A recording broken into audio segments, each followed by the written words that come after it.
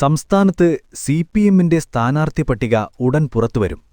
ഇത് സംബന്ധിച്ച് സംസ്ഥാന സെക്രട്ടേറിയറ്റ് അന്തിമരൂപം നൽകിയ പട്ടിക നാളെ നടക്കുന്ന സംസ്ഥാന കമ്മിറ്റി അംഗീകരിക്കേണ്ടതുണ്ട്. ബഹുഭൂരിപക്ഷം സിറ്റിംഗ് എംഎൽഎമാരും വീണ്ടും മത്സരിക്കുന്നുണ്ട്. വിജയസാധ്യത കണക്കിലെടുത്ത് 2 ടേം കഴിഞ്ഞവരെ ഒഴിവാക്കുന്ന വ്യവസ്ഥയിൽ ഇത്തവണ ഇളവു നൽകുമെന്നാണ് അറിയുന്നത്.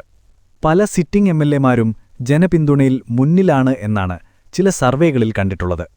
എന്നാൽ സ്പീക്കർ എൻ ഷംസീറിനെപ്പോലുള്ളവരെ മത്സരിപ്പിക്കേണ്ടെന്ന് തീരുമാനിച്ചിട്ടുണ്ട്. ജില്ലയിലെ എല്ലാ സിറ്റിംഗ് എംഎൽഎമാരും അതാത് മണ്ഡലങ്ങളിൽ തന്നെ മത്സരിക്കും. മന്ത്രി വി ശിവൻകുട്ടി നേമത്തും മുൻ മന്ത്രി കടകംപള്ളി സുരേന്ദ്രൻ കഴക്കൂട്ടത്തും വീണ്ടും ജനവിധി തേടും. ജില്ലകളിൽ സിപിഎം ജില്ലാ സെക്രട്ടേറിയറ്റുകൾ തയ്യാറാക്കി അയച്ച ലിസ്റ്റാണ് സംസ്ഥാന സെക്രട്ടേറിയറ്റ് പരിഗണിച്ചത്. ഇതിൽ വലിയ മാറ്റമൊന്നും കൂടാതെയാണ് അംഗീകരിച്ചിരിക്കുന്നത്. സംസ്ഥാന കമ്മിറ്റിയും ലിസ്റ്റിൽ കാര്യമായ മാറ്റം വരുത്താൻ സാധ്യതയില്ല. അതിനാൽ മാർച്ച് 8 സിപിഎമ്മിന്റെ സ്ഥാനാർത്ഥി ലിസ്റ്റ് പുറത്തുവന്നേക്കും. കഴിഞ്ഞ തവണ 75 സീറ്റിലേക്കാണ് പാർട്ടി സ്ഥാനാർത്ഥികളുണ്ടായിരുന്നത്. 9 സീറ്റുകളിൽ സിപിഎം സ്വതന്ത്രർ മത്സരിച്ചു. സ്വതന്ത്രരിൽ 5 പേർ ജയിച്ചു.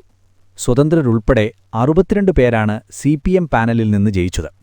എൽഡിഎഫിന് മൊത്തത്തിൽ 99 സീറ്റ് ലഭിച്ചിരുന്നു. ഇതിൽ പി അൻവർ മാറിയതോടെ 98ആയി. കെ ശൈലജയെ മട്ടന്നൂരിൽ നിന്ന് മാറ്റി പേരാവൂരിലാക്കിയിട്ടുണ്ട്. ഉടുമ്പൻചോലയിൽ എം മണിയെ ഒഴിവാക്കി കെ ജയചന്ദ്രനെ മത്സരിപ്പിക്കും. പേരാമ്പ്ര എൽഡിഎഫ് കൺവീനർ ടി രാമകൃഷ്ണനാണ്. തളിപ്പറമ്പിൽ വി ഗോവിന്ദന്റെ ഭാര്യ കെ ശ്യാമള മത്സരിക്കും. ആറന്മുളയിൽ വീണ തന്നെ മത്സരിക്കാനാണ് സാധ്യത. പാർട്ടി ക്ലിയർ ചെയ്തിട്ടുണ്ടെങ്കിലും മാറി നിൽക്കണമെന്ന് കുടുംബത്തിൽ നിന്ന് ആവശ്യമുയർന്നിട്ടുണ്ട്. കൊല്ലത്ത് മുകേഷ് മാറുമെന്ന് ഉറപ്പായി. സ്വരാജും മത്സരിക്കില്ലെന്ന് പ്രഖ്യാപിച്ചിട്ടുണ്ട്.